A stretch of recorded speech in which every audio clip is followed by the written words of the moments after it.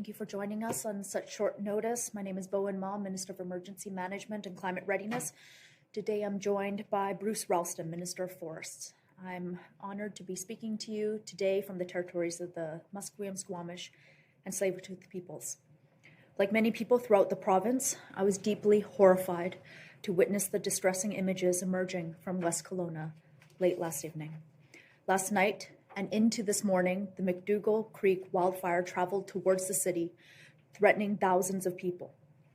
Let me begin by saying that I know that this is a very challenging situation for everyone in that area. My heart is with you. Our government is deploying every resource available to keep people safe and protect the community. Myself, Minister Ralston, and other ministers are working very closely with Premier Evie to make sure every resource is available to keep people safe. The past 24 hours have been incredibly challenging for the people across the province. The BC Wildfire Service has done heroic work to keep people safe, not only in Kelowna, but in communities throughout the province. Wildfires are currently top priorities for the province. I must stress that all areas of the province are facing increased risks due to the current weather forecast and extreme drought. We are working closely with the Lytton First Nation to ensure the safety of their members and surrounding areas. And I'd like to acknowledge the heroic bravery of BC Wildfire Service personnel, their contractors, local fire departments, and other emergency personnel. They've all been heroic over the last 24 hours. We are still faced with great challenges, and I'm inspired by the dedication, professionalism, and empathy that our entire team and everyone supporting them and all of the public have displayed. I know for many people living in affected areas, it has been a long 24 hours. However, the situation is still evolving. By taking the steps that you need to take to be prepared, by following evacuation orders and alerts, you are doing everything you can to help protect your community. Currently, there are more than 4,500 people under evacuation order and more than 23,500 people under evacuation alert across the province. If you are placed under an evacuation order, you must leave the area immediately. Please be prepared, have an emergency plan, and a grab-and-go kit ready for you, your family, and your pets. Your First Nation or local authority will provide information on evacuation routes and evacuation reception centers where you can access emergency support services. I'll now turn it over to Minister Ralston for an update as well. Thanks very much, Minister Ma. I too also want to acknowledge the tremendous efforts of our first responders. Their work has saved lives, homes, and countless pieces of vital infrastructure throughout the province. We are indebted to them. As forecasted, we are facing an extremely challenging fire situation. We remain in the midst of a strong weather pattern that is creating sustained winds and dry lightning. This has significant effects throughout the province. We had significant growth of existing fires, and some new fires started overnight. With this new activity comes new evacuation alerts and orders. The impact will be felt throughout the weekend, and we undoubtedly will see more fires and more extreme fire behavior in the coming days. I mentioned that we are in debt to our firefighters and their support teams, and I've visited the Provincial Fire Centre in Kamloops, and there are the first-line firefighters who I think we see as being most prominent. They're the air crews that fly the water bombers and the skimmers. But the support teams are also vital to this effort, and they are working similarly. They're working long hours. And they are important part, hey, a little bit of homage and give them their due and recognize the work that they are doing on our behalf. But the best way we can protect them is to make sure we give them the room they need to do their work. I want to say again, drones are a significant hazard to air crews fighting fires. It is illegal and irresponsible to fly them in fire areas. Along the same line, this is not the time to be boating on lakes where air tankers are refilling with water. Please keep boats away from areas where other aviation resources are operating. Minister Ma will have more to say about keeping the roads clear for our crews and potential evacuations. Before I turn this over to Cliff Chapman for his usual detailed report, I'd also like to again acknowledge the work in the north. The fires in the Northwest Territories have had significant impact there and in northern British Columbia. Our thoughts are with those affected, and they continue to have our strongest support. Thank you. Here's Cliff Chapman. Thank you very much, Minister Ma and Minister Ralston. As stated, my name is Cliff Chapman. I'm the Director of Provincial Operations for BC Wildfire Service. I'm honored to join you today from the traditional territory of Tk'emlúps de Secwépemc at our Provincial Wildfire Coordination Centre in Kamloops, BC. Before I get into a detailed report, and it's a very fluid situation, and I'm actually have a slide presentation to go through today, which I'll check when I put it up to make sure you can view it. I just want to issue a very similar statement to those that have been impacted by the fires over the last 24 hours and really throughout the summer. It is stressful. It causes anxiety for you and your family. We recognize that as BC Wildfire Service, and I assure you we are doing everything we can to try to protect your homes, protect your livelihoods, and get you back home safe as quickly as possible. Yesterday's weather event was challenging, as we knew it would be, and obviously the impacts of that weather event are still being uncovered as we speak today. I'll speak to some of them through my presentation, but again, our hearts go out to you. Our people out there are doing everything they can to try to support you getting home. I also want to say thank you to the BC Wildfire Service staff, which I am so proud of, and have all been working significantly long hours, working through the night, pulling people from homes, ensuring that people are going when they get asked under an evacuation order, while also trying to manage the edge of some of these fires in extreme fire behavior. They are heroes, as stated by Minister Ma and Minister Ralston, in addition to the RCMP, local fire departments, local EOCs, First Nation EOCs. Everybody stepped up in the last 12 hours to do everything that we can as one community, the community of British Columbia, to try to do what we can in the face of this hazard. I can say from experience, I've been in BC Wildfire Service my entire career, over 20 years, and there's only a few dates that stick out for me as dates that will always be engraved in my head. Yesterday is one of those days. We knew the weather was coming. We knew it was going to have a big impact on the fires, and it did. And now we're seeing the catastrophic impact that fires can have as they interface with communities, critical infrastructure, and humans. So with that, just give me a moment and I will pull up my slide deck and give a bit of a more detailed rundown than we normally do on sort of what transpired yesterday. And then I'll turn it back to Minister Ma. So just bear with me.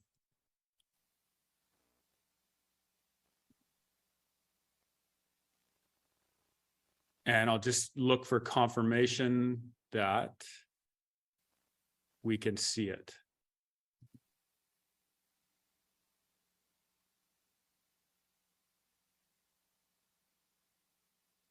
It's not sharing.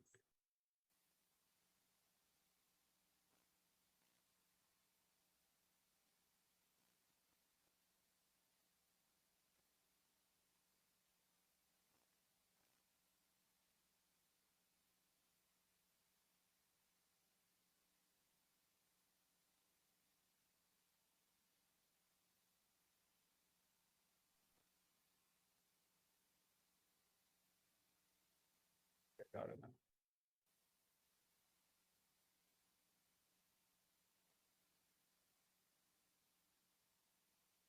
now. Okay, sorry about that. So we'll just confirm we can see this in the room. Perfect. Yes. Thank you. Thank Yes. you, Minister. So as discussed yesterday, we knew that we were going to see a province-wide weather event sweep through British Columbia. As predicted, it started in the north, and we did see some growth on our fires in the north, fires that have been relatively dormant for the last number of weeks. That's how strong the winds were yesterday, as well as how dry the fuels continue to be across this province. As the cold front swept through the northern part of the province, the Caribou portion of the province, and finally into Kamloops, the southeast, and coastal fire centers, we really started to see the impacts of those winds on some of the large fires we have in the southern part of BC. This photo in this on this slide is Kookipi Creek wildfire, which is now in the Fraser Valley or Fraser Canyon. As you can see in this photo, just how high those flame lengths are from the aggressive fire behavior and fire weather that we experienced yesterday. Worth putting in perspective, those trees that you see in the foreground are probably somewhere in the neighborhood of 150 to 200 foot trees. And you can see the flames are far exceeding that height in the background photo. So significant fire behavior yesterday on many of our fires. As we walk through what happened yesterday, sort of starting in Prince George and Northwest, I'm not going to read everything. You can read the slides as we go. But what you can see here is that the dark red or the red outline is the original fire perimeter. Any of the red dots is where we saw growth yesterday. So this is a fire in the Vanderhoof complex that we've been on for the better part of the last 6 weeks. It has been very quiet, and we've had very good suppression success on this fire until yesterday, where our lines were challenged and our containment lines in some areas, in particular on the south of this fire, were lost. This fire continues to be a priority for BC, even as it sits in the Van Jam Fire Complex. Now, as we move further south, and it is worth noting that there was also aggressive fire behavior on the fires that were in Tweedsmuir Park. But I'm just going to move down now to the Kookipi Creek wildfire. Originally, this fire was 16 kilometers northwest of Boston Bar. Yesterday, we saw a significant wind event, as we expected on this fire, pushing the fire across the valley, out of the Nahatlatch drainage and into the Fraser Canyon drainage. It has impacted Highway 1. It has crossed Highway 1. As we know, Highway 1 has been closed, and it has also led to the expansion of evacuation alerts and orders up and down the Fraser Canyon, including the Nahatlatch area. As we move a little bit further up in that valley, we look at the Casper Creek complex. The Casper Creek complex is being run by an incident management team. We had one of our fires in that complex jump Carpenter Lake and Road 40, which is the one access egress route, main transportation corridor into Goldbridge, and which is now under evacuation order. Including in this complex of 3 fires, we also see significant growth on the Stein fire in the Stein Valley Park, as well as the Gun Lake area fire saw growth. We continue to see structure protection and structure protection personnel and apparatus deployed on these fires at large to do our best to protect the homes and cottages that are on these lakes. Crater Creek, which is in the Ashnola area in the far south of the province. This fire it wasn't smoked out like many of our other fires were yesterday morning, so it had clear skies. This fire, when it was hit by the winds fairly early in the day, sustained 30-kilometer winds. We saw significant growth on this fire as well. And we continue to assess and work with the local First Nation and local governments in that area to assess the best strategy for this fire moving forward, knowing that it is going to start to bump into fires of past seasons, but ensuring that we can protect the community and the infrastructure in the area.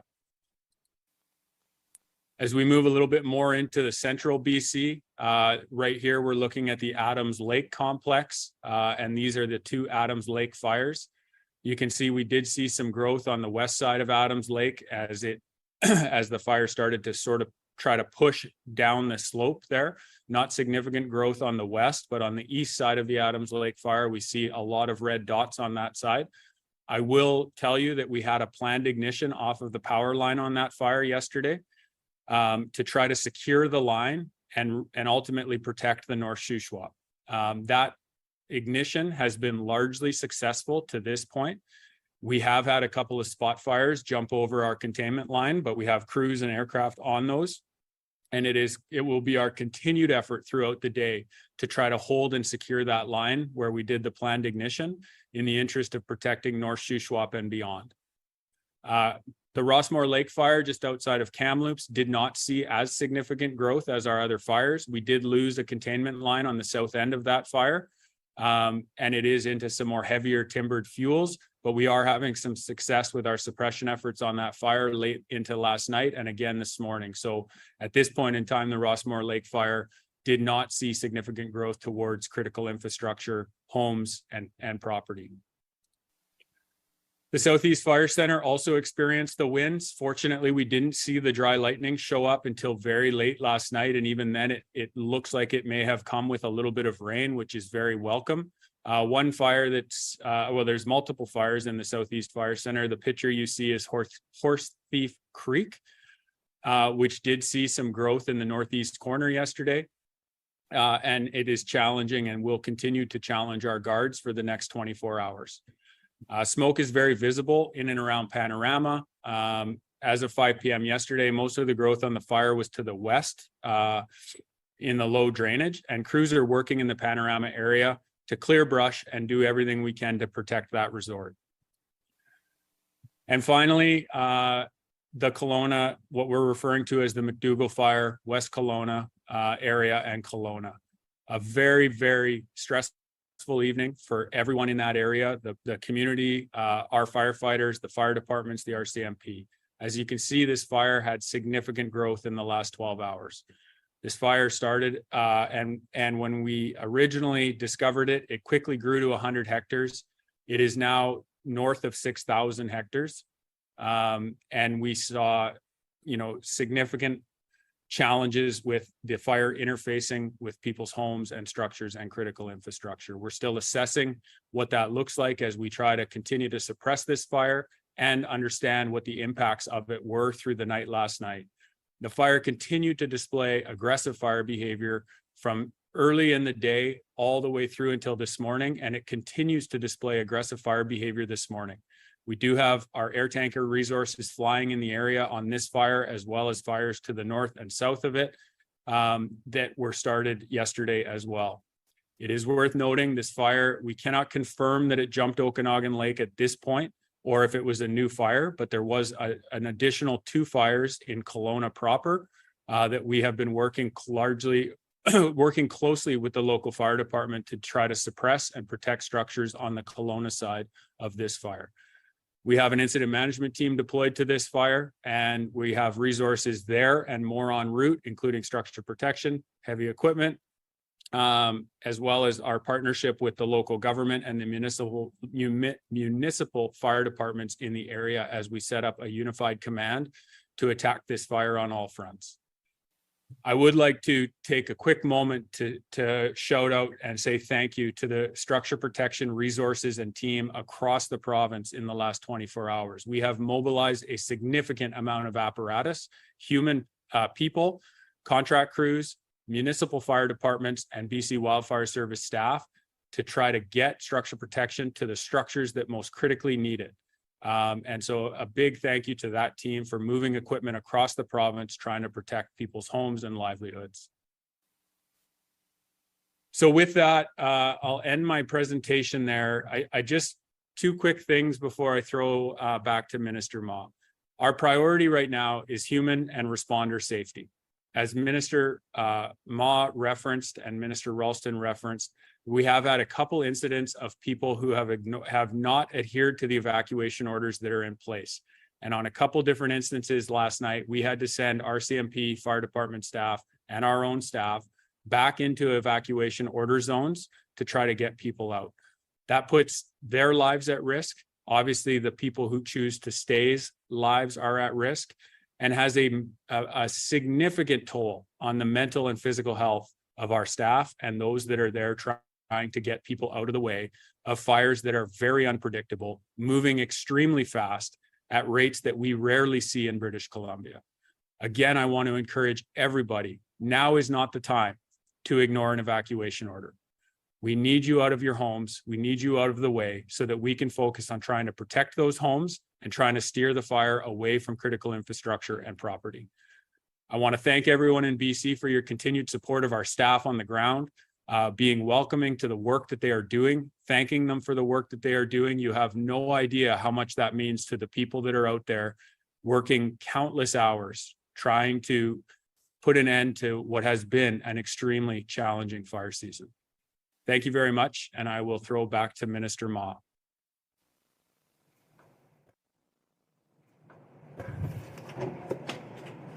Thank you so much, Cliff. As of this morning, more than 2,500 properties are on evacuation order and 4,800 properties are on evacuation alert due to the McDougall Creek wildfire. Evacuation orders and alerts are in effect for portions of Kelowna, West Kelowna, West Bank First Nation, Lake Country, and the Central Okanagan West electoral area. Last night, emergency personnel executed a tactical evacuation and went door to door in areas threatened by the McDougall Creek wildfire to ensure the safety of people in the affected areas.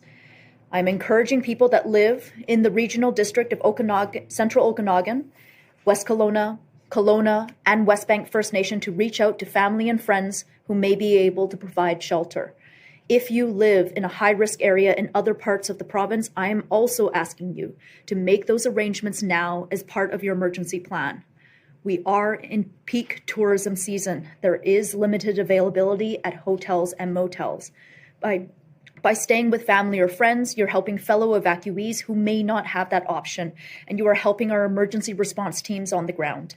We do continue to assess capacity for group lodging to ensure people affected by wildfires have a safe place to stay, and people may pre-register with emergency support services online using the evacuee registration and assistance tool at ess.gov.bc.ca. Anyone in BC can pre-register for evacuee assistance now. Additionally, information on evacuation alerts and orders is amplified by the province through the Emergency Info BC website. If your community is placed under an evacuation order, you must evacuate the area immediately.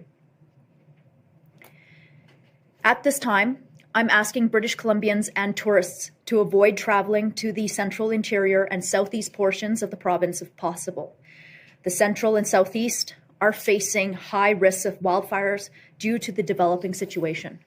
If you must travel, study the BC Wildfire Service Interactive Map and emergencyinfobc.ca to learn about active evacuation alerts and orders. We all need to give BC Wildfire Service personnel the space that they need to keep us safe. As I said earlier, I know that for many people living in the affected areas, it has been a long 24 hours. However, the situation is still evolving. By taking the steps to be prepared by following evacuation orders and alerts, you are doing everything you can to help protect your community. We're hearing from local officials that for the most part, the evacuations in and around Kelowna were orderly, and I want to thank everyone for following instructions of your local authority or First Nation. The province is working closely with local authorities and First Nations to determine the extent of the wildfire damage. And I know that it can be troubling to be away from your home, not knowing whether or not your property was damaged by wildfire. But I want to stress in the strongest possible terms that now is not the time to return to the evacuated areas to determine if your property has been damaged by this fire. This is still a dynamic and extremely dangerous situation. Please give space to our emergency management personnel and BC Wildfire Service professionals so that they can focus all of their attention on keeping people safe and protecting structures. Again, we want to stress how important it is for the public to follow evacuation alerts and orders. When an evacuation order is issued, it is not issued lightly. There is a limited amount of time that people have to escape their property before it is too late, and people who choose to ignore evacuation orders put themselves and emergency personnel at risk. In some cases, it may be too hazardous. For BC Wildfire Service personnel to return to an evacuation area to rescue people who have refused to obey evacuation orders. So again, I want to thank everyone who has been doing the right thing and leaving when asked to leave. We now have some time for questions, and in addition to myself, Minister Ralston, and Cliff, we've got Ian Cummings, Senior Director of Ministry of Emergency Management and Climate Readiness, Nicole Bonnett, Fire Information Officer with the BC Wildfire Service. We have Katie Ward, Deputy Director, Southern Interior Region of Highways and Regional Services Division of the Ministry of Transportation and Infrastructure, as well as Chris O'Reilly, CEO of BC Hydro. As a reminder for media on the phone, please press *1 to enter the queue. That's *1 to ask a question. For media in the room, please line up the microphone provided, and please make sure to provide your full name and outlet. Media will be limited to 1 question and 1 follow-up. We'll be starting on the phones today. Our first question is from Richard Sussman, Global News. Please go ahead.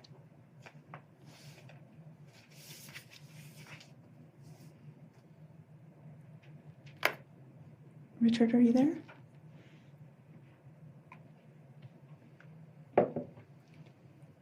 Okay, we will move on to the next person in the queue, and we're going to go to Rob Buffum, CTV Vancouver Island. Please go ahead.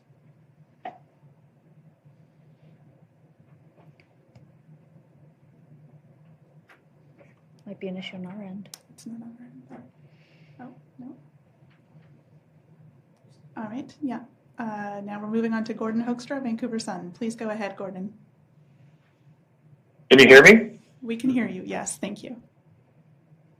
Okay, great. I'm just wondering if it's possible to give a little bit of information on the resources that are on the Kelowna fire complex right now and how much, additional resources are being sent there.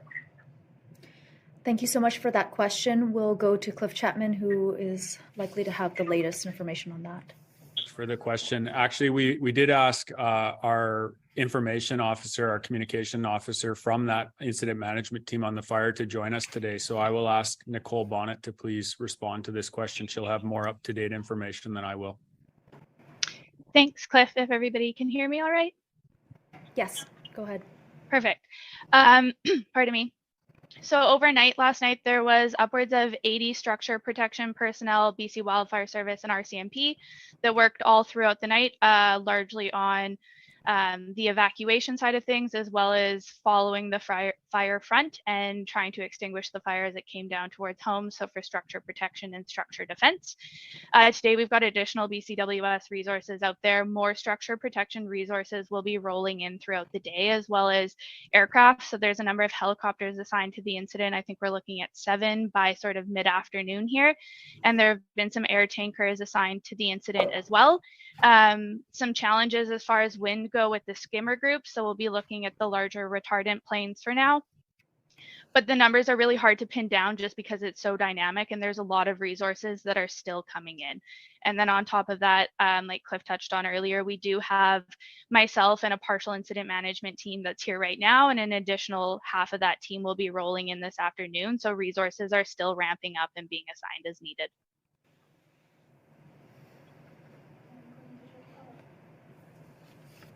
Gordon, did you have a follow-up?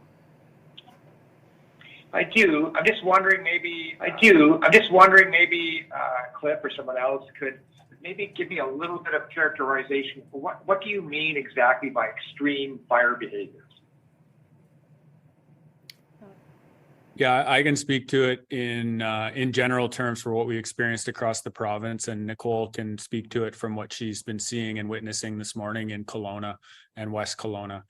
I think that maybe the easiest way to describe this is that there were real concerns yesterday from people in Vancouver that there was a volcanic eruption in BC across the mountain range. And that was our fire in the Fraser Canyon that I spoke to, sitting with a large pyrocumulus smoke column punching through the atmosphere.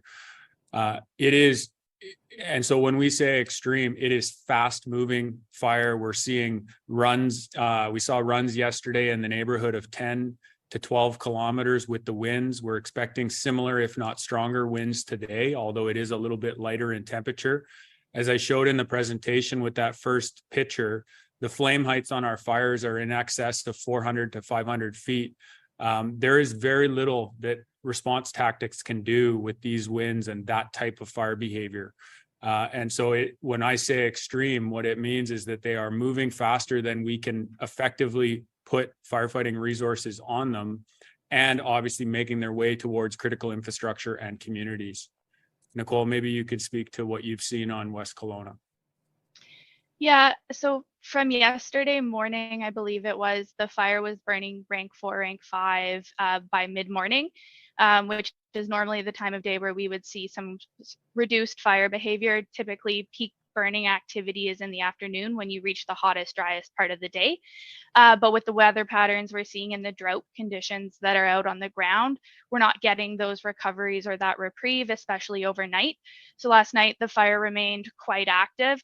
Structure protection did a really great job working in and around the communities and critical infrastructure. But there were areas where the fire activity was just too substantial and roads were closed, access was blocked.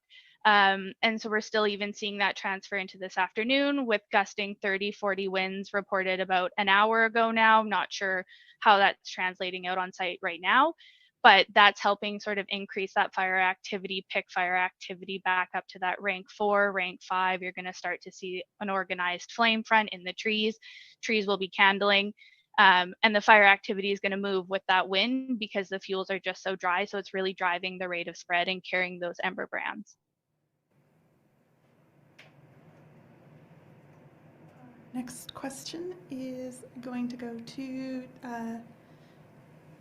sorry, we're having a lot of movement in the sequence today. So we're going to go to Jordan Tucker, CBC Radio. Please go ahead. Hi there. Can you hear me? Yes, go ahead. Okay. I was wondering just how, at what point will the province declare a state of emergency, or is it just that you guys already have the emergency powers in place to do what you need to do and don't need to do that? Yeah, thank you so much for that question. It's a question that we constantly assess in the Ministry of Emergency Management and Climate Readiness. Local states of emergency are in place in many places right across the province. This is what allows local governments to access the tools they need to issue alerts and orders, deploy resources that they need. We've had excellent cooperation with local governments. As Cliff had said earlier, we're already setting up unified command structures in different areas of the province to help fight these fires and support communities and people who are being evacuated.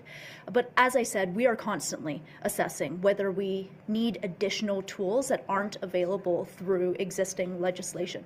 So far, we have the tools that we need, but that can change very quickly. And that is one of the reasons why we are gearing up to be able to go into a formal declaration on a provincial state of emergency if required, and that point will be dependent on emergency management experts basically identifying what tools we might need that aren't currently available. Jordan, did you have a follow-up? What are the criteria going to be? Like, when is it going to get bad enough that, I'm just recalling, there were states of emergency that were pretty full-blown a couple years ago. Sorry, I actually didn't get that question. Jordan, can we get you to repeat that? Your line's it's a bit garbled. I'm just wondering, at what point, what are the criteria going to be?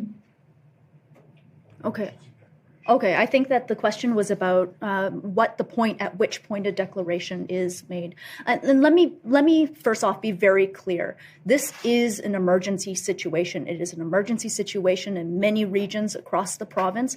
It is one of the reasons why the Provincial Emergency Coordination Centre has been active at a level 4 state of readiness to support provincial and regional response activities for about a month now. The declaration of a state of provincial emergency itself, though, it is largely an administrative step that allows us to access specific tools that are available through that declaration that aren't available to us right now.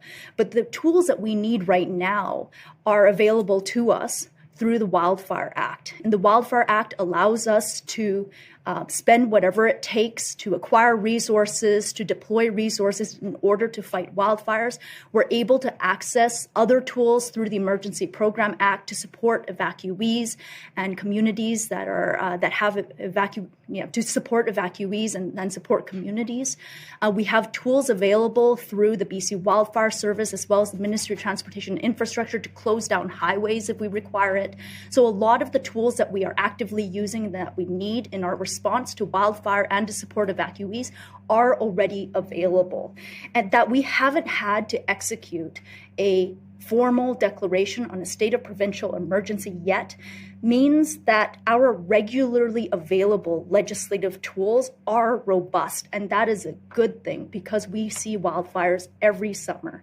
But if we get to the place where we need to access tools that are not available there, and that might be, for instance, formal travel restrictions beyond what BC Wildfire Service and the Ministry of Transportation and Infrastructure can implement legally on their own. That is an example of where we might have to go to a state of provincial emergency. Our next question is for Dirk Meisner, Canadian Press. Please go ahead. I didn't get, is there an estimate of how many people were ordered evacuated from West Kelowna yesterday? I did provide a number earlier, but it is a rapidly evolving situation. So I'm going to check in with Ian Cunnings. I think you're on the line. Do you have the latest numbers on that?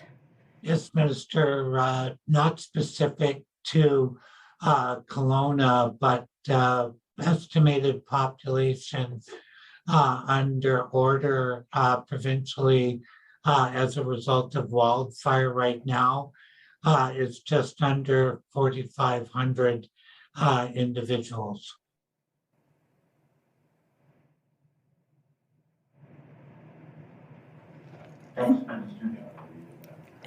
Dirk, did you have a follow-up? Yeah, okay, thank you. I wanted to ask Cliff Chapman again if he could explain or relate how quickly this West Kelowna fire went from, I think it was 600 hectares to now 7,000 or more. Okay, I think we'll go to Nicole for Kelowna-specific questions there. Go ahead, Nicole. I seem to have lost my video, so apologies for that. I don't know how to get it back. But the winds yesterday that we saw in West Kelowna, they just really drove the fire activity and fire growth itself. Winds can really influence how the fire behaves with local topography. And so that played a big factor in combination with the existing drought conditions. The initial spread rates and just spread rate growth of the fire itself, they're so dry that the fire is moving quite rapidly. And when it picks up into that rank 3, 4, 5 fire behavior, and you start to see those organized flame fronts, it starts creating its own weather and pulling in on itself and growing that way as well. So just really the weather conditions and the pre-existing drought conditions have played a really big factor in how this fire has grown.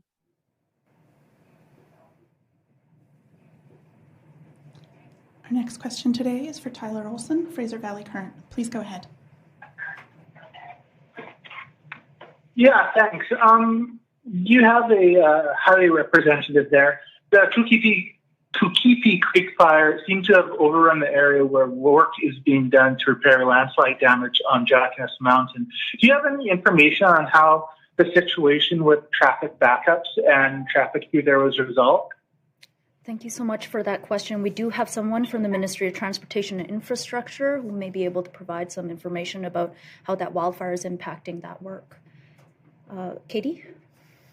We were able to close the highway last night with minimal the crews were safe on our construction site. We're able to redirect traffic to evacuate the area. At this point, we have no news that. Sorry, Katie. Katie, you're quite garbled. Maybe for the sake of answering the question, if you turn off your video feed, we might at least get some good audio out of you. Let's try that. Perfect. Is that better? Try turning off your incoming video feed as well. See Sorry if about you that. get as much bandwidth to your audio as possible. Sorry. We might have to move on. If not, Katie, do you want to try one more time? Okay, how about now? It is a bit better. Let's give it a shot. And if that doesn't work, maybe we'll get you to call in and we'll answer Tyler's question a little bit later when you're back on. Let's give it a shot.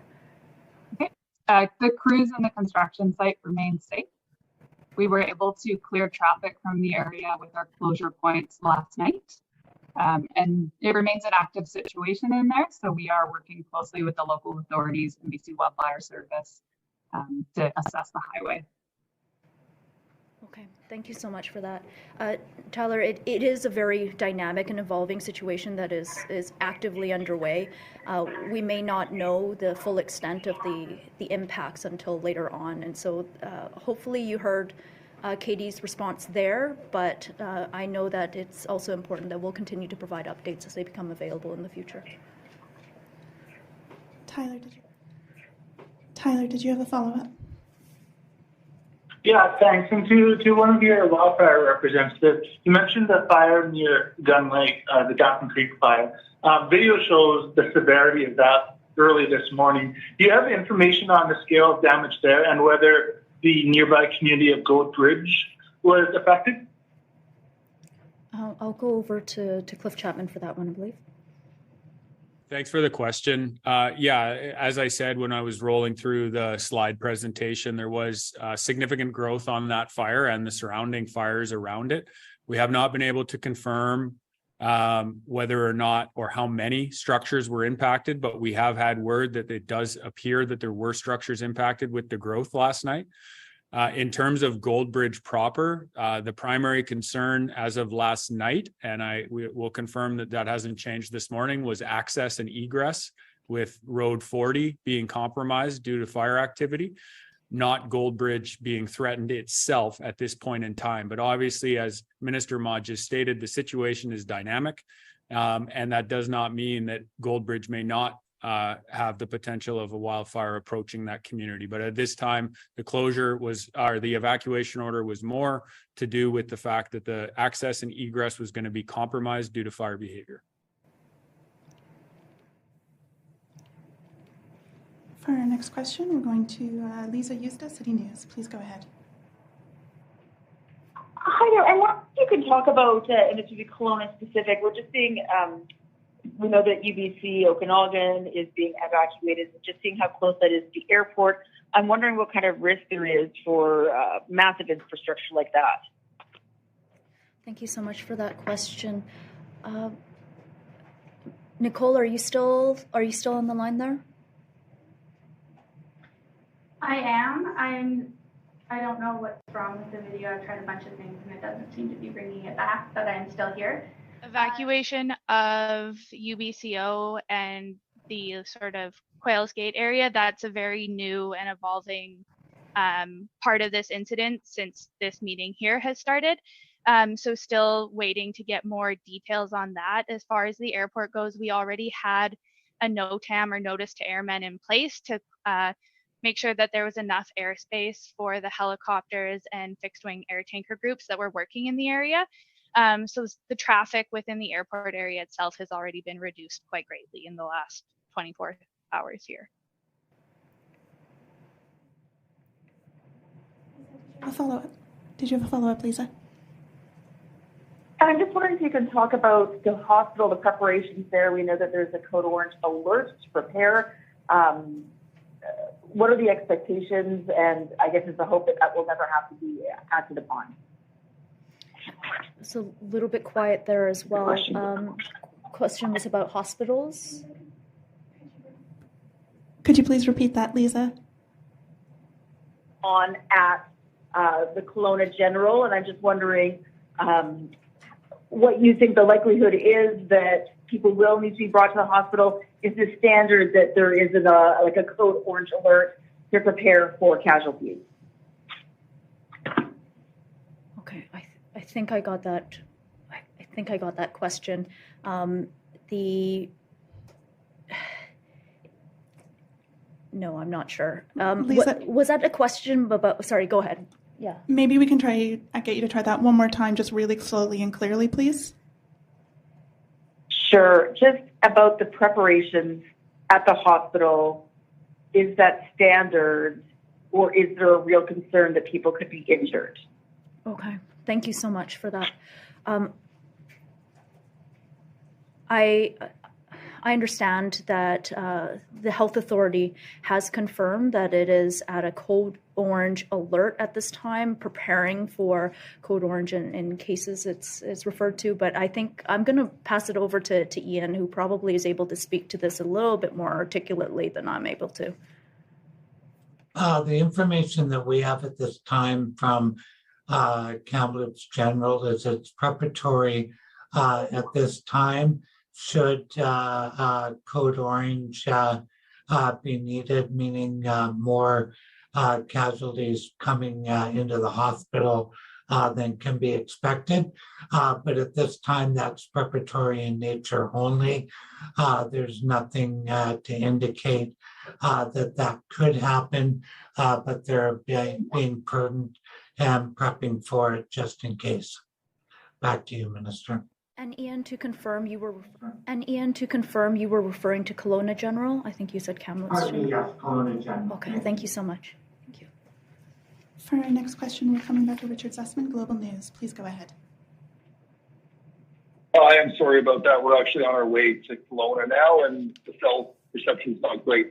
I'm trying to get a sense from Cliff around what the situation is looking like moving forward along that Highway 1 corridor, especially around the closure of Highway 1 and how in threat the powered railway lines are in that area as well. So that may be Chris, but just a sense from Cliff about what we're looking moving forward in that corridor.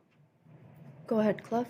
I'll speak to the fire behavior, and then I know we have BC Hydro on the line that can speak to hydro impacts. But in terms of fire behavior, now that fire has come out of the Nahatlatch Valley, which runs, generally speaking, west to east, and into the Fraser Canyon, which runs north to south, we are expecting that fire to see significant and sustained winds. Anyone who's traveled that corridor knows that the winds in that valley are generally quite strong, even when the rest of the province doesn't have windy days.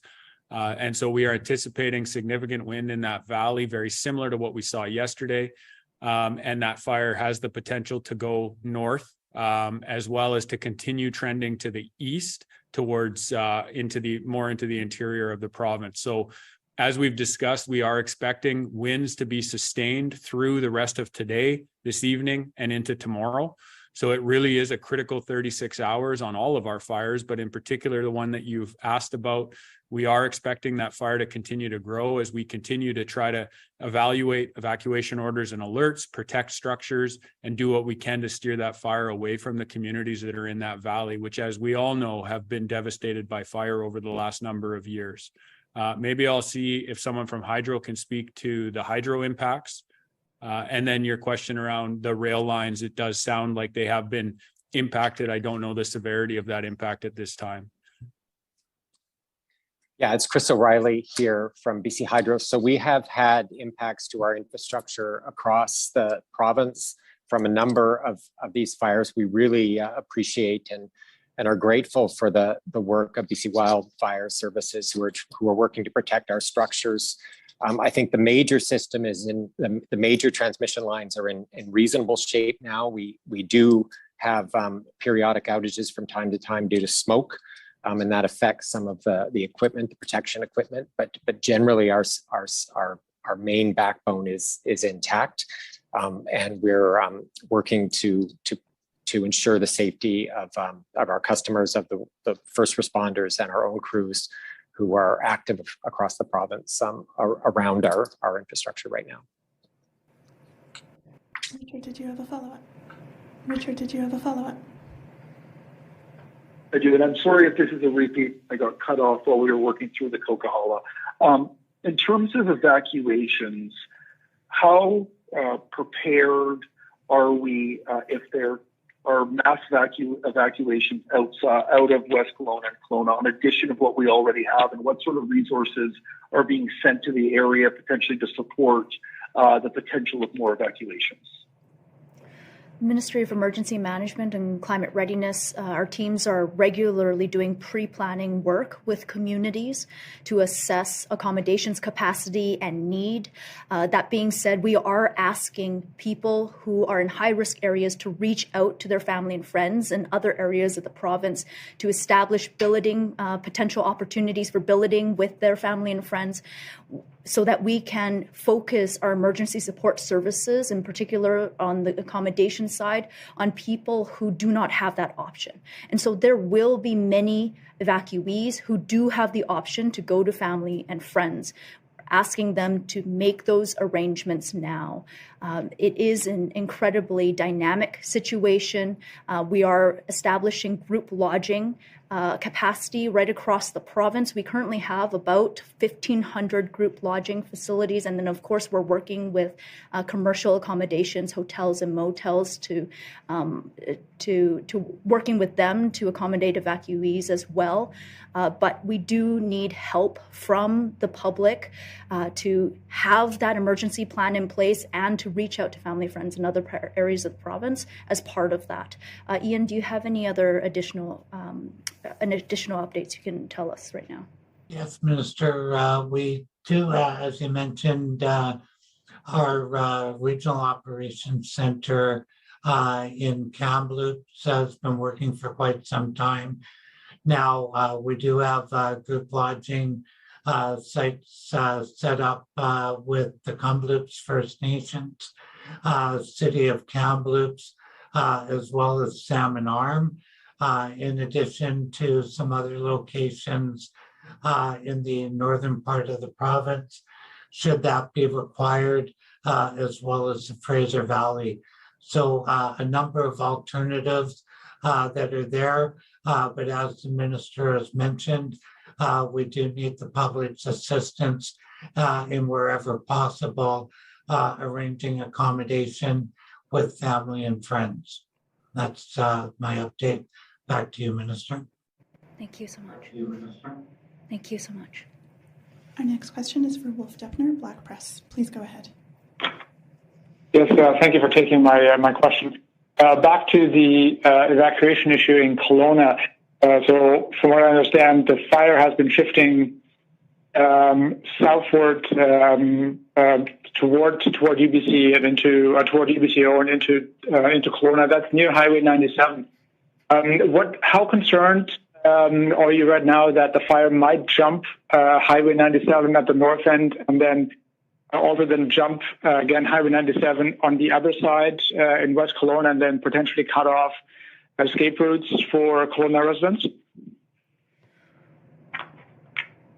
I think that's a question over to Nicole. Maybe you can speak to some of the wildfire behavior and what you're monitoring over there. Yeah. The whole path that was kind of laid out in that question, but we have the McDougall Creek proper, for lack of a better term, wildfire that is burning on the West Kelowna side, and then there have been additional fires that have started on the east side of Okanagan Lake, so that is the one that has moved towards UBCO there. It is suspected to be a result of ember brands from the McDougall Creek wildfire, but that has yet to be officially confirmed or determined at this time. Because a lot of that activity on that east side of the lake moving towards UBCO and leading to some of those evacuations is new as of our time on this call here. I don't have enough information to comment one way or the other about what the wildfire activity might do.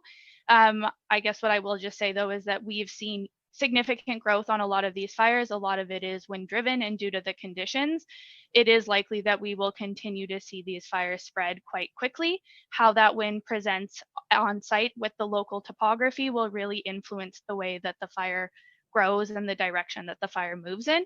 And that really could change at any point in time, just depending on what the local topography is doing in the area.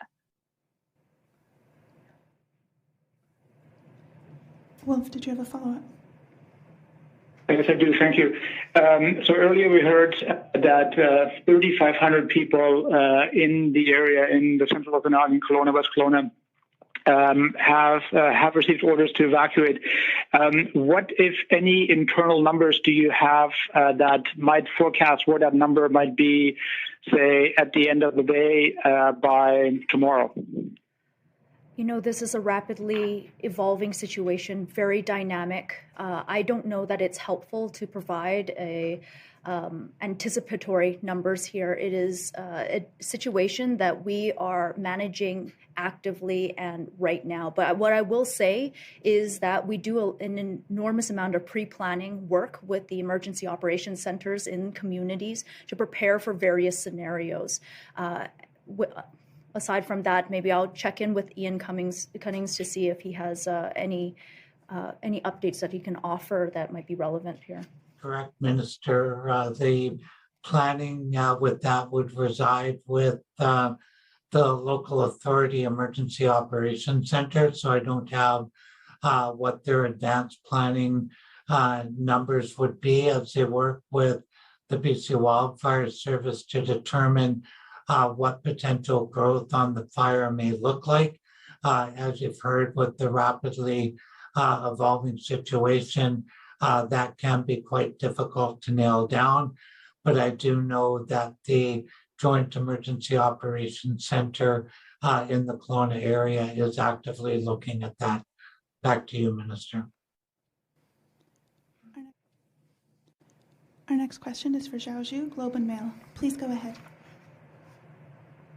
Thanks for taking my question. What kind of assistance are you given to those who have to flee? You mentioned evacuation centers, but will there be emergency funding available for those who have lost their homes and have nothing but what they can grab? So at this time, our focus is on keeping people and communities safe from the active wildfire situation. If a community member receives an evacuation alert, they need to get prepared to leave at a moment's notice. When they receive an evacuation order, they must leave their homes immediately. The evacuation order comes with instructions on where to go if they require evacuation supports, usually directs them to a evacuee reception center. It could be in the nearby community. We often also work with other communities in the area that will act as host communities to receive evacuees as well.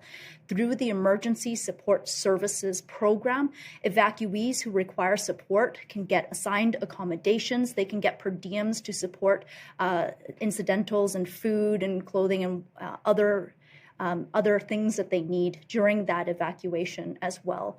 Many evacuees, however, will not require these supports. Many evacuees will be able to manage their own evacuation. They'll go and friends, eligible for billeting supports as well.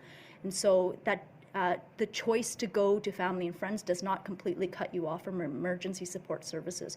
But those supports are available to support people in the evacuation. Zhao, did you have a follow-up? Thanks. Yes, I do. Regarding hospital and continuing care patients from Northwest Territories, could you please tell how many are here now and how many more are expected, and how much capacity BC has for more? Okay. Ian, do you have the latest numbers on the hospital patients arriving from Northwest Territories? Don't have the current numbers.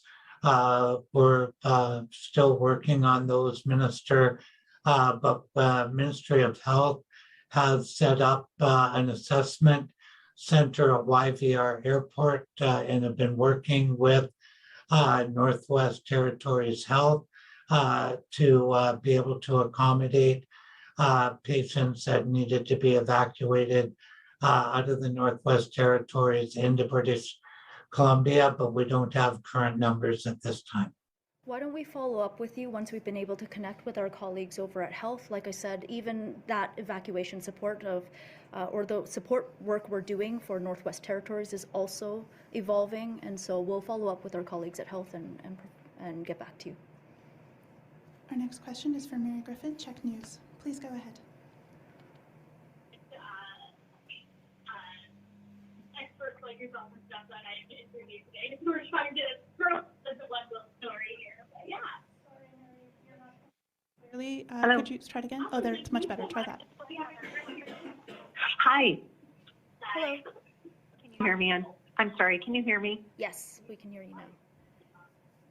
Okay, thank you. I'm just wondering, because the West Kelowna Fire Chief talked at length about this, and the Minister talked about it, and I think Cliff Chapman, but are there consequences for residents who are under evacuation order, become trapped, and then the emergency personnel are then put their lives at risk trying to rescue these people who are ignoring those original orders? I think what's important here is for people to recognize that evacuation orders are not issued lightly. And when we issue them, it is because they are absolutely necessary. I know that it is incredibly challenging to leave everything that you love behind. I know that evacuating your home is very difficult, but we need people to adhere to those evacuation orders when they receive them. They're not just putting themselves at risk, they're also putting the responders at risk as well. And I think that that is the greatest consequence of ignoring an evacuation order. It is the loss of life that could actively happen as a result. Mary, did you have a follow-up? I did. I was just hoping to get some figures on just the number of personnel who are involved in Kelowna, West Kelowna, number of RCMP members, the number of firefighting personnel, and also in terms of the equipment, the helicopters and fixed-wing aircraft that are deployed to fight these fires. Ooh, I don't know if we're going to be able to provide a consolidated number. I'll turn it over to Nicole to speak to BC Wildfire Service assets and anything else that she might have, but we might have to follow up with you on some of the other numbers. Nicole? Yeah, thanks. I think we will have to do a follow-up at the end of the day just because everything is so dynamic and there's a lot of really quickly evolving pieces happening right now. Resources are being added. And the number that we would have now would not be accurate, towards the end of the day. So I think once we've got a few more things in place and have a bit better idea of what's happened outside of my time spent on this call, we'll be able to provide some numbers. So if you want to reach out to myself at the incident here, then we'll be able to get you some of those numbers at the end of this, and there'll be contact information for myself at the incident on the incident page for the McDougall Creek wildfire that's accessed through the BC Wildfire Service website and our interactive map. We have time for one more question. Our final question today is going to be in the room with Angela Jones, CTV. Please go ahead. I have a follow-up on the Yellowknife evacuees. Dozens more landed in YVR today. What is the province doing to accommodate these evacuees? And do we really have the capacity to do this given how extreme our situation is? Yeah. So Northwest Territories is also facing a very challenging situation. They're working with provinces to receive evacuees. At this time, the primary partner for receiving evacuees for the Northwest Territories is Alberta and Saskatchewan. British Columbia really is a secondary partner, and in particular, given the challenges that we are facing here in this province, we've communicated to the federal government and those challenges, and they're very well aware of it.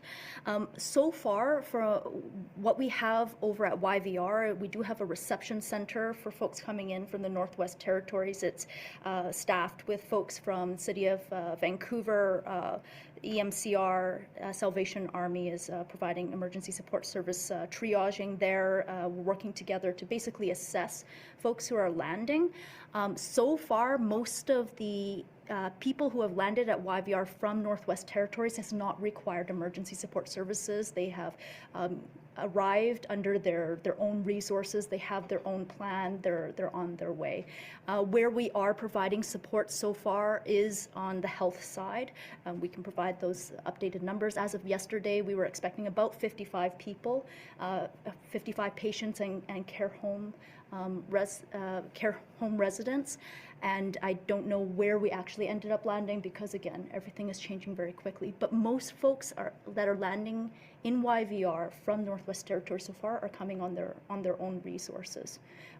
If that changes, well, it may change, but that's the latest information that we have. Did you have a follow-up? I'll end it on a somewhat positive note. A question for Cliff Chapman. We see that Surrey firefighters are being deployed to help out with the wildfire in the central Okanagan. How many other local fire departments have sent out resources to help various wildfires in the province? And what does it mean to the wildfire service to get this additional assistance? Go ahead, Cliff. Great question. And really, I think a great opportunity to say thank you across BC to the municipal fire departments and local fire departments across the province. We have a great partnership and an interagency agreement between BC Wildfire Service and the Fire Chiefs Association of BC. That partnership allows us to have very real and candid operational response conversations and deploy assets from those municipal departments. So that's in large part thank you to Emergency Management and Climate Readiness BC, in addition to the Office of the Fire Commissioner and BC Wildfire Service, with all of those departments across the province really stepping up to support the effort in lots of these fires now. They are both wildfires on Crown land, but they're also structure fires now, as we've seen with the devastation in West Kelowna as well as across other parts of BC. And so it's really invaluable to have our staff being able to work hand in hand seamlessly with fire departments from across BC. And we cannot thank them enough for their continued effort in supporting this really challenging fire season that we're faced with.